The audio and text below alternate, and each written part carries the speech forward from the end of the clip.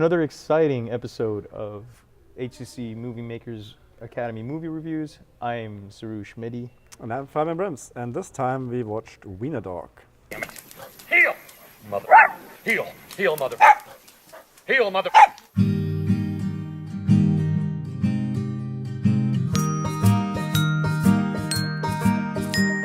A dog is not human. It's an animal. Nature doesn't care about them. It's sad but true. We're a dog's only friend. Hey, Wiener-Dog. She looks like you. Thanks. I'm going to Ohio tomorrow. Want to come along? What's in Ohio? Crystal meth. Okay. Nana! This is Fantasy. Hey. Fantasy is an artist. Nana used to do some painting. I pose nude and spread my legs. It's cool. You need to exercise. I walk my dog. Exercise. I can't. You gotta have a what if. What if you taught script writing at a film school and had no talent? Wiener-Dog, Wiener-Dog.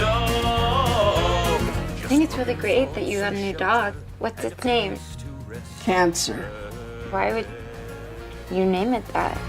It felt right.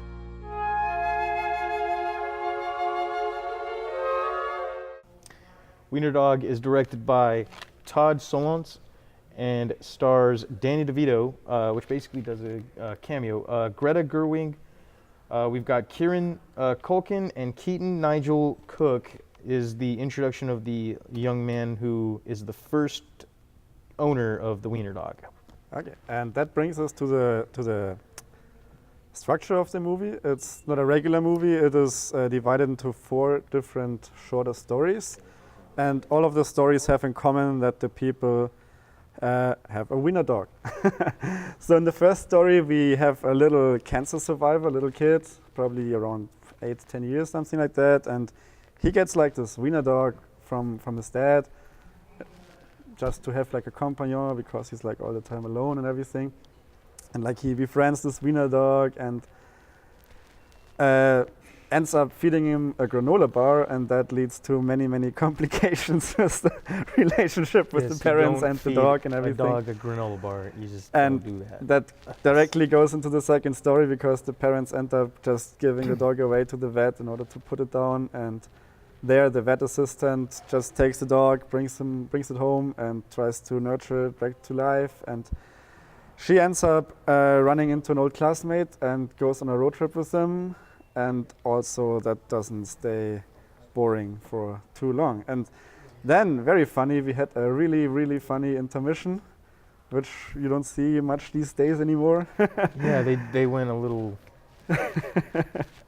backtracked to the past where. Yeah, it was almost like a little cowboy movie or something. Yeah, it reminded me of Gone with the Wind. With yeah, the totally. Thing, kind of.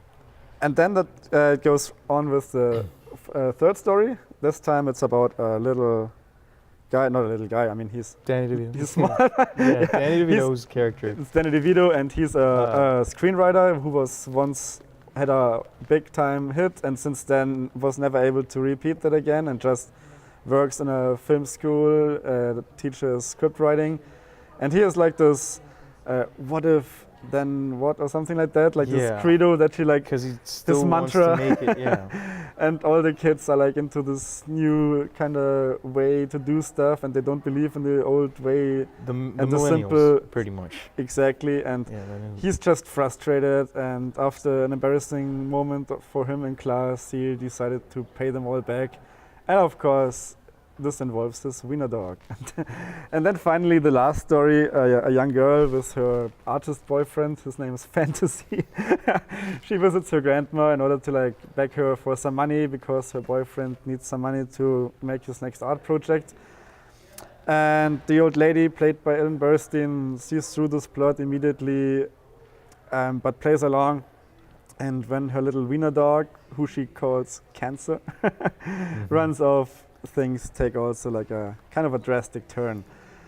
And it's probably, we shouldn't tell much more about the content because this was really like a really interesting movie which really lives by the characters and by those weird situations the characters bring themselves into, and it's it was really, truly funny. I really liked it, and it felt totally natural, even though it was totally exaggerated at any point. Yeah, I feel that it was funny in the sense that we would understand this. It was a dark comedy, very dark comedy.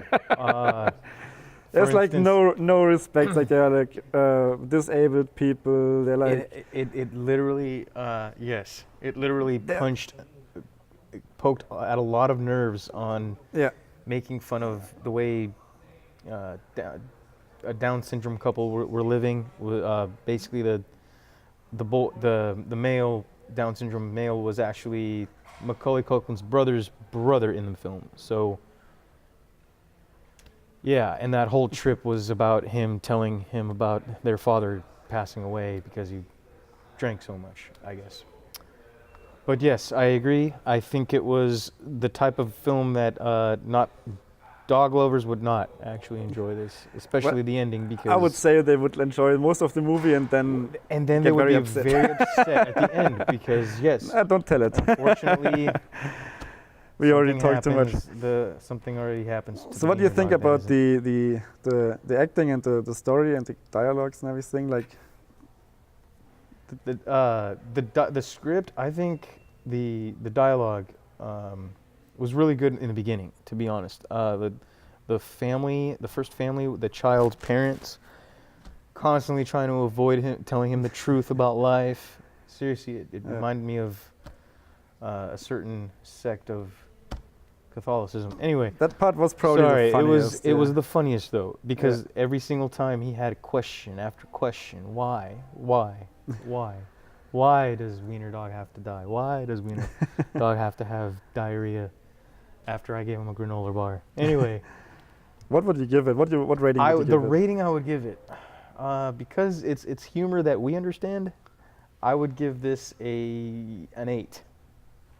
It's pretty strong, but it's not. It's only for the fact that it's not a 10 because it's mostly dialogue. There's no special effects or anything. This is totally simply just mostly just actors interacting with the other actors and interacting with the actions and reactions that going on around them. I agree with that. I would also give it an 8 because I really liked it. But of course, there's always a little room in the top for comedies. But that one was really good. But it's not everybody pairs of shoes that should have been said.